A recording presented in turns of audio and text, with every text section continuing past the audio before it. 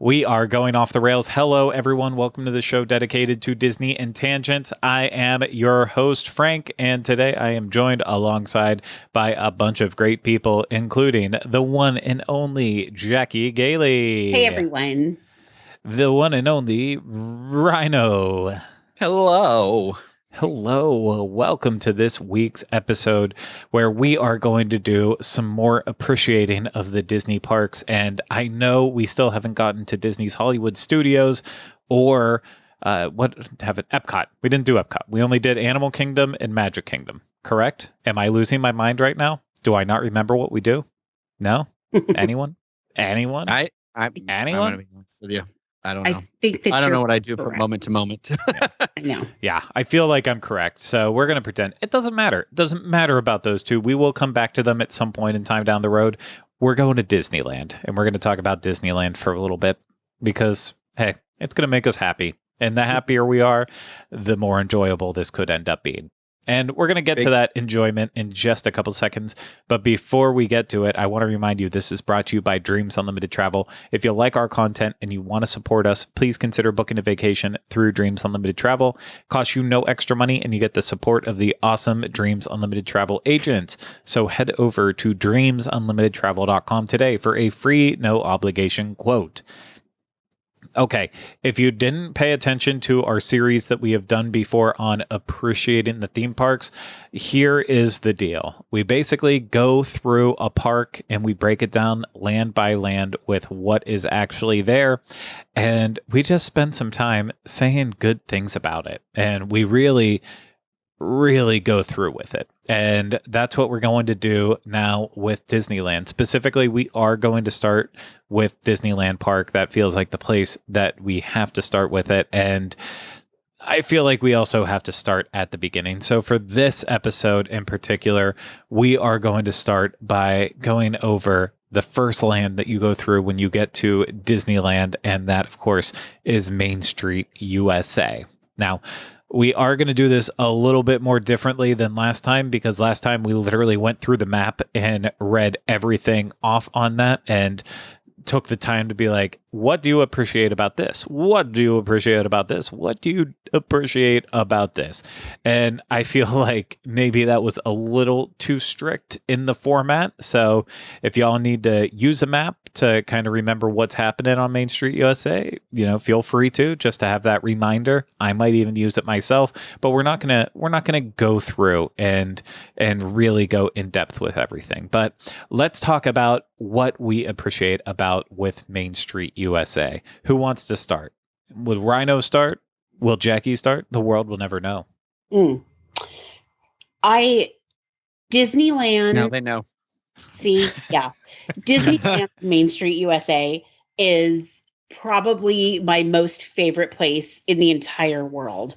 And I just love it. I love everything about it. And it's been so long since I've been there that I'm almost embarrassed to say this, but I almost don't remember, I don't remember the shops that are different kind of from Magic Kingdom. I don't remember all of those little details that I used to know like the back of my hand. But the one thing that is my very favorite is that the little side streets, there's not just one, but there's two. And I love, oh my gosh, that's like probably my favorite thing about Disneyland's Main Street is that they've got the side streets. Technically, yes, but also no, because all the Carnation Cafe seating is basically in the other side street now. So see, and I didn't see that. Yeah, it's not. I mean, it's still there, but I mean, it's better than what happened with Magic Kingdom, where the Emporium just built a building directly into it. It's a lot better than that.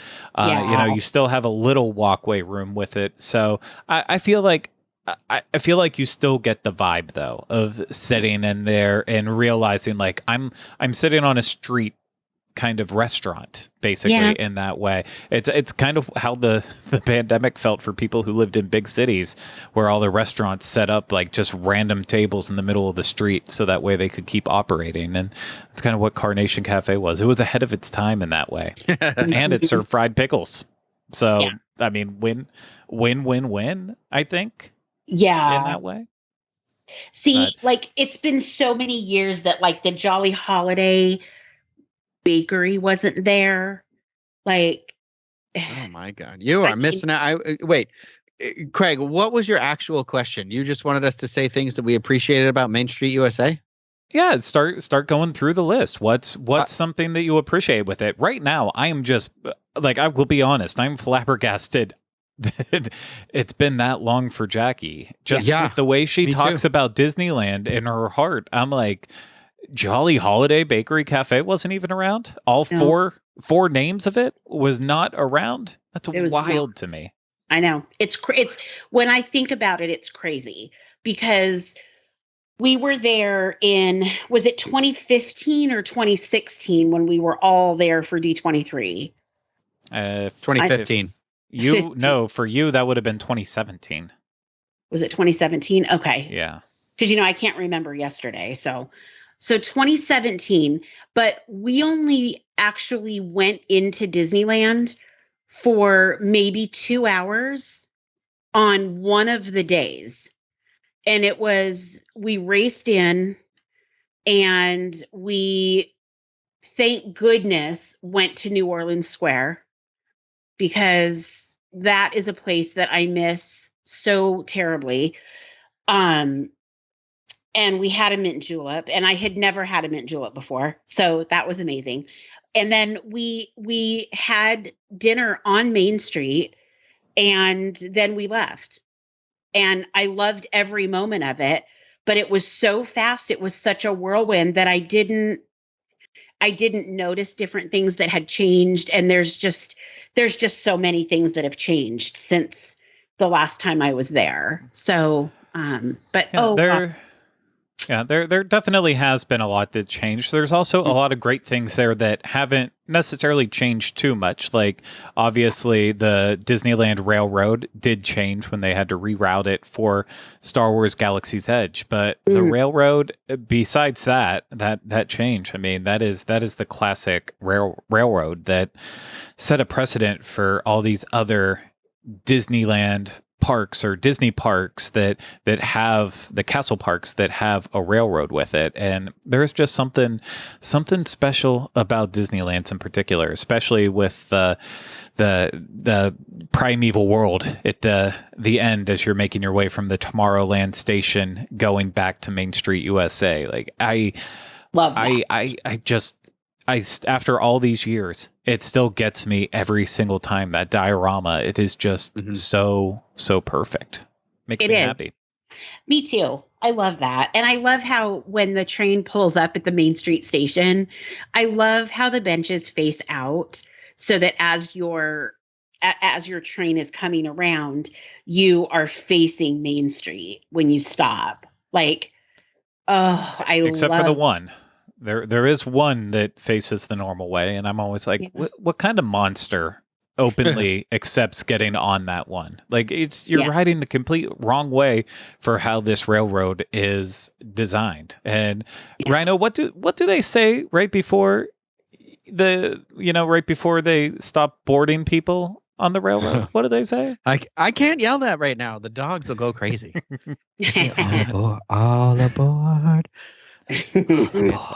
Listen, I'm disappointed. What's interesting about Main Street USA, I feel like the one at Disneyland versus the one at Magic Kingdom at Walt Disney World is like the actual spacing of like sidewalk to sidewalk. I feel like is surprisingly, for the park that's the smaller park, I feel like it's wider at Disneyland. So I feel like it's got a little bit more of like it feels like this is an actual street or something. I don't know. But I love it like right when it's like I love these parks at night. I feel like Disneyland and Disney California Adventure are just so they're like completely different experiences when you go at night. I'm not sure why Disney World hasn't really mastered the lighting of a park at night, maybe because it gets darker later here, I feel like. Could be. I don't know. No. But in terms of Main Street, I mean, it's also a different era. So it has that Sure, different feel. okay. It's a little bit more bright and alive. Well, Magic Kingdom's fine. The other three parks, though, they could use some nighttime lighting work. But the street at Disneyland, when the lights come up and it's like just all these like massive bulb lightings everywhere. I don't know. It's just something about it's not just at Main Street USA, but it's like Main Street USA. It's just that like chef's kiss as you leave the park, because you're just like, oh gosh, I just wish. It just gives you this like vibe and the feeling, and now it's cooler because it's nighttime, and I don't know. There's something about it. Like it always has just like it's got like a nice hug when you're leaving, or the goodnight kiss. It literally feels like the embodiment of it when you're leaving Main Street and all the lights are on at night and it's dark outside. But you already brought up Jolly Holiday too. I love Jolly Holiday. I've always enjoyed Jolly Holiday, and of recently, Craig has finally turned me on to the Jolly Holiday grilled cheese and tomato soup. And I hate tomato soup. I will never not go. This is now one of those new items where I'm like, got to get a mint julep, got to get the grilled cheese and the tomato soup. I think I had 3 the last time I was at Disneyland. Like 3, not in one day. I'm not a psychopath, but like 3 throughout the trip. I mean, honestly, I'd probably actually could have one for like breakfast, lunch, and dinner. Don't tempt me. I just appreciate that you didn't do a hard pause after saying Craig turned me on, because Craig turned me on. Like that'll let the editors get us. Yeah. Oh my You God. just kept rolling right through it. There's something about when Craig turns you on at Jolly Holiday. It's just the vibe at night is really cool too, where you can sit out on that patio and the Edison bulbs are out there.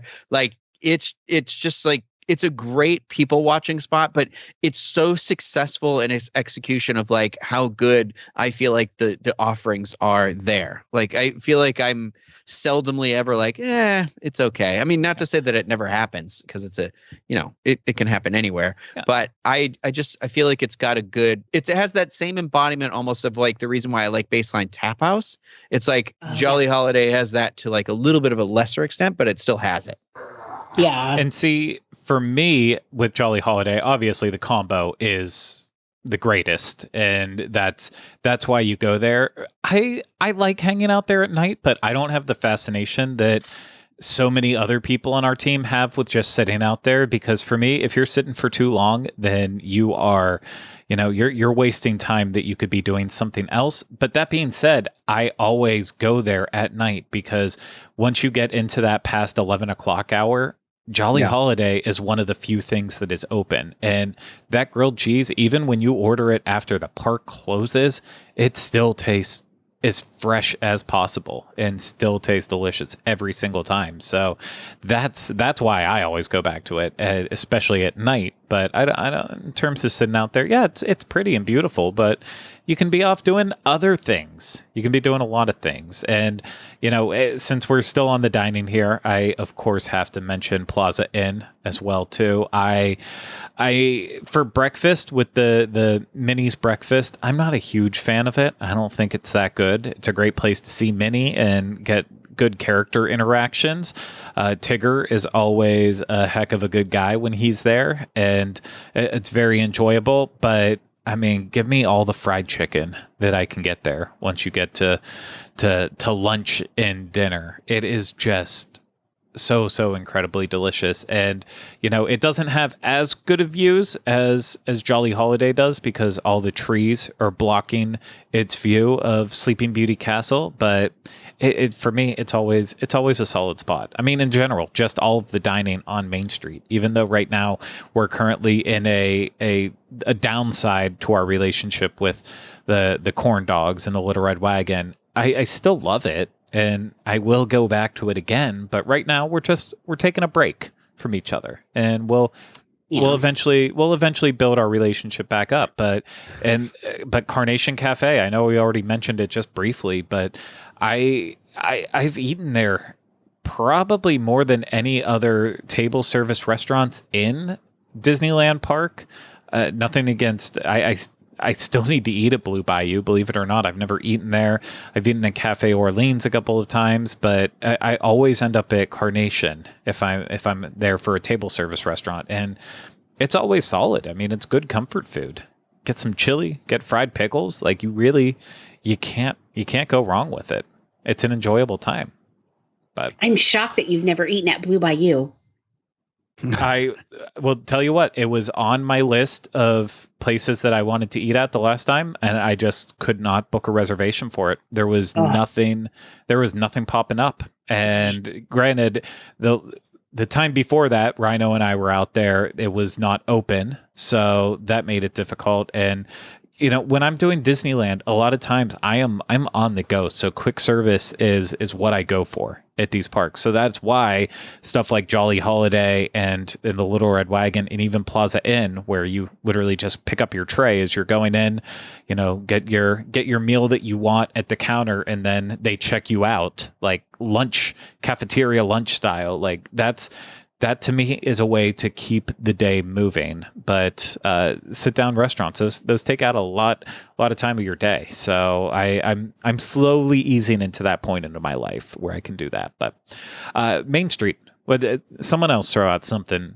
fun that they like about Main Street, something that makes them happy on Main Street? The rocking chairs. You can sit in the rocking chairs and hang out and people watch up there. It seems like such a weird little like you got to time it just right to be able to get there. But it's like I don't know. I think it adds to what it feels like a successful atmosphere. Actually, you know what? I said the rocking chairs, and I really wanted to say the displays inside of the Emporium, and I'm never gonna remember. So I'm gonna throw that out there now before I forget again.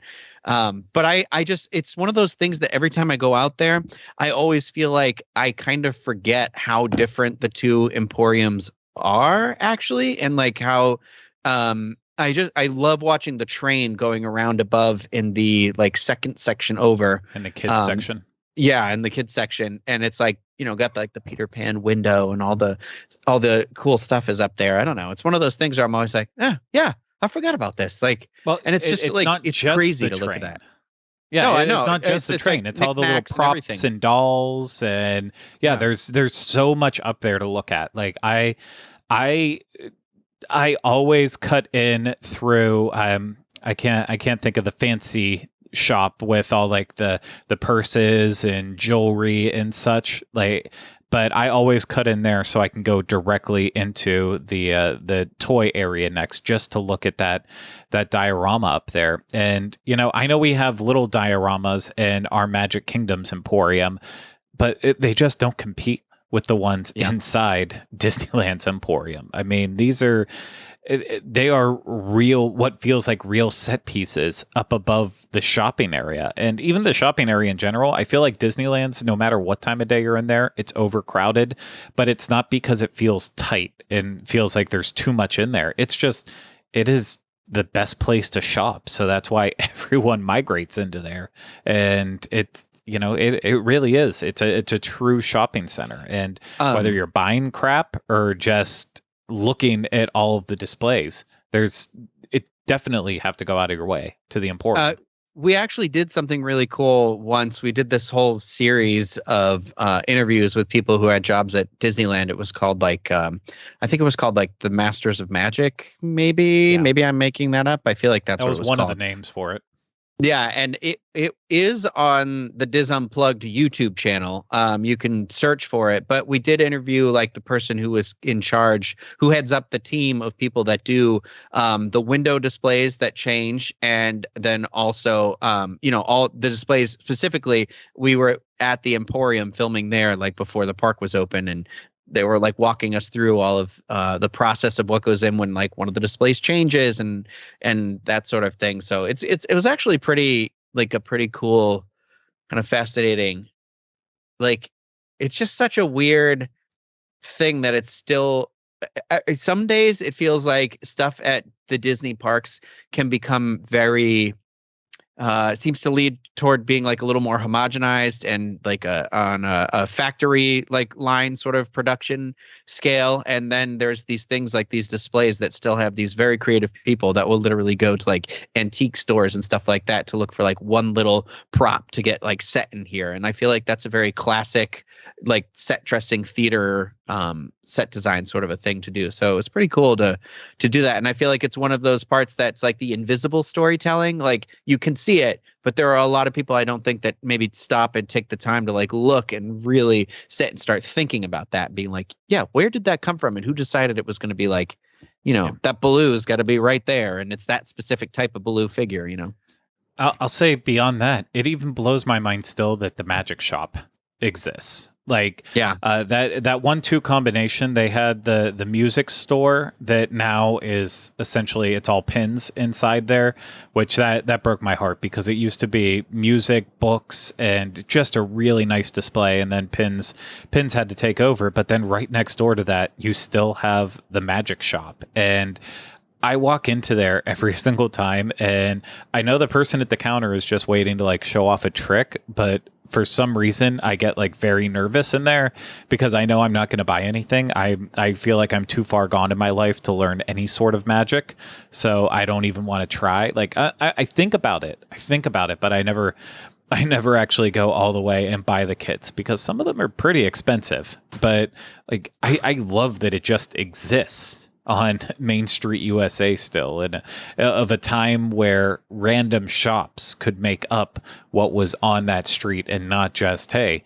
we need to push the same sweatshirts that we're also going to have over in the Emporium, and you can also find them over at the hotels and in downtown Disney and everywhere. Like it actually feels unique, and I wish there was more of it. I was just totally going to say that. It feels special. It feels like there's intention behind the shops on Disneyland's Main Street, USA. And they're starting to kind of do some of that at Magic Kingdom with special merch and whatnot, where, I've heard people talking that, they'll see a certain piece of merch at one place, but they won't see it at another. And, maybe things are getting better with that, but it always felt special to us at Disneyland. I'll never forget the time where we popped into the watch shop and my dad stood and watched the artist create a face of a watch by hand. He was drawing the artwork, and then he created the watch. He made it right there before my dad's eyes. And we ended up ultimately getting a watch for my dad with his, he loves Steamboat Willie. And so we ended up actually doing that for him. And it's just so cool. It just ropes you right in. Sorry, go ahead. Go ahead. No, you. I think we're going to say the same thing. Oh, I was going to say, speaking of merchandise, I feel like, again, that's another thing I forget is the people who cut the silhouettes out. Yep. Yeah, because that was my first trip to Disneyland. I got a silhouette of Mary Poppins, and then I think it was the guy who cut the silhouette was the same guy who, I don't know if I got that one on another trip, I think, though. The second silhouette I got was, I think, maybe from the next year I went, because they then a guy had made one specifically for Dick Van Dyke that they hadn't made before. And that one is framed and inside the Jolly Holiday, like where you would exit when you pick up your food. And that guy was telling me, and he cut one for me specifically to have that I actually have like right over here. But I think that's like a cool, I love Mary Poppins. And that was just like one of those cool, obviously I got to meet Dick Van Dyke. So it was like a cool memento of that sort of entirety. Like I feel like that ball of love I have for Disneyland is kind of represented in these very simple but kind of cool like elevated papercraft souvenirs. Mm-hmm. It's treasures. And those people that do that are so talented. I've got one hanging up on our picture wall of the kids, and they were 6 and 2, and they're kind of, it's their side, it's their silhouettes. And it fascinated me that they sit and they look at the kids and they cut as they're looking at the kids, and the silhouettes of their faces look like them. I mean, how in the world? Like, the sheer talent of these people that are sitting here on Main Street, USA, that can make such a treasure by hand. It's incredible, really.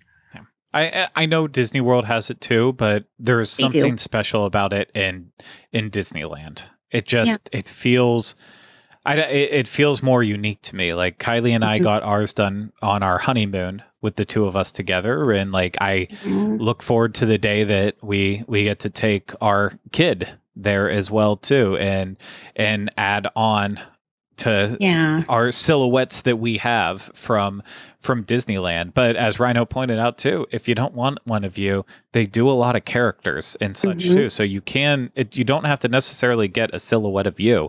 And you know, when you get it, it comes on that paper that says Disneyland, and you get the frame with it. It's a really, really cool souvenir. And unless they've raised the prices too much, I think it was around like $20, somewhere around there, if you get one that's like already pre-cut with a character. Once you add the frame onto it too, it wasn't that bad, but a nice unique souvenir. And I've heard that they'll do pets. Unique souvenir is always good. Oh my gosh, for sure. And I've heard, I read somewhere that they'll do pets if you bring a picture of your pet. Well, good to Rhino knows what he's getting the next time. I was like, now I know what my souvenir is going to be in August, at the end of August. For all your pet parents. Yep. It's not fun. I mean, it's just such a, you don't see it anywhere else.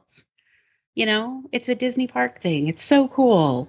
And I love, do they still have, so I know at Magic Kingdom, it's outside on that little side street that I love Magic Kingdom's little side street.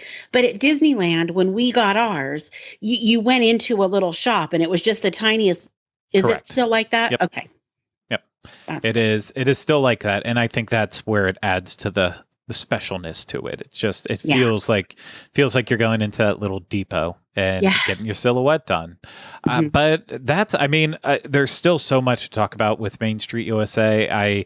I want to try to get through it all as quickly as possible, but I feel like we have to mention the vehicles that are just, they feel like they are always out in full force, getting ready to run tourists down. And no, they don't actually do it, but like, I just love that they keep theirs. They're so vibrant throughout so much of the day because they don't have to deal with random parades and cavalcades coming through in the middle of the afternoon that force the vehicles to not be on there. They can really let them actually exist and be a part of it. And I never take the time to ride the vehicles. I always take pictures of it. I take videos of them. And I always tell myself, I'm getting on that omnibus. And I just never make time for it. Oh, you have to make the time for it. It's the coolest thing in the world. I always want to. Every time I'm with people out there, they're like, we don't really want to do that. Much like another thing on Main Street USA. Rhino, how many times did I ask you if we could go do Great Moments with Mr. Lincoln? How many? I a million. Every time you ask me, and I'm always like, no, I'm good. I've done it. I'm good. Not with me. Not with me. I'm good. It's how Jay Pritchett ended all of their trips to Disneyland. If we have Modern Family did it, then I guess we have to. You have to. Who did I? Maybe I watched it with Eli or something when we did the ABD. Because I don't remember when I finally went to do it. I was just like, the deed has been done. It wasn't with me. It was not with me. Yeah. You have to take one for the Crino team, Rhino. Yeah. All right, it's good content. One more time. It's good content. We'll do it because it's not even just the show. It's also seeing like the giant Disneyland model that they have on display. And I like going in the room. You can just go in there. You don't have to go in the attraction. Yeah, but you got to finish because then there's always the cast member that's standing in the side there saying, "Are you going to come watch the show?" And you can't just be like, "No, I'm not going to." That's insulting. That's rude. No, you just gotta watch the show. Just put up with it. And the only other thing I really have to mention with Disneyland is obviously it's a place that not a lot of people get to go into. If you ever have the opportunity through a special tour or Adventures by Disney trip, it's truly special going inside Walt's apartment right there on the corner up above the firehouse. And I'll be honest, it's not really that it's cool inside. It's pretty, but it's obviously very dated because it's looking Victorian and everything is very old in there. It's more the feeling of being in there and being like, this is if you are a Walt fanatic, which, there are a lot of people out there who are. I mean, that's one of the biggest milestones. Yeah, he walked all through Disneyland, but this was a place that he spent the night at and hung out there with his family. So it's that next level. And if you don't have the opportunity to get inside, at least you can still appreciate it from the outside. They keep the lantern in the window that I feel like recently Twitter uncovered that the lantern was made somewhere circa around like 1994. So it was, it's not been in there forever. It's not an old lamp by any means, but it's still, it's that reminder that, it's Walt was in that apartment and overlooks down on it. So it's a cool little touch on Main Street, USA. It's like a it cool was place. his home. Good place. Yeah. It's like that was his home, kind of. Like home away from home, at least. Home, yeah, away from home. Yeah. I mean, like when you said he spent the night there, I mean, that was home for the night, that night. Like, that's he probably spilled chili on his shirt in there. I'm probably sure. had a hot dog in there. And he didn't have the stain sticks back then. Yeah. No. The best part is they try to keep it looking like what it would have looked like when Walt was there. And so when they open up the cupboards in there on the very top shelf, there's like a stack of like 8 ashtrays. And it's like there's some history they don't want to erase ever. That's one of them. Yeah. I want to step into that. I remember we did the Walk in Walt's Footsteps tour, and they took us into Club 33, and I got to stand in the little elevator that they used to, it was kind of just a lift, really.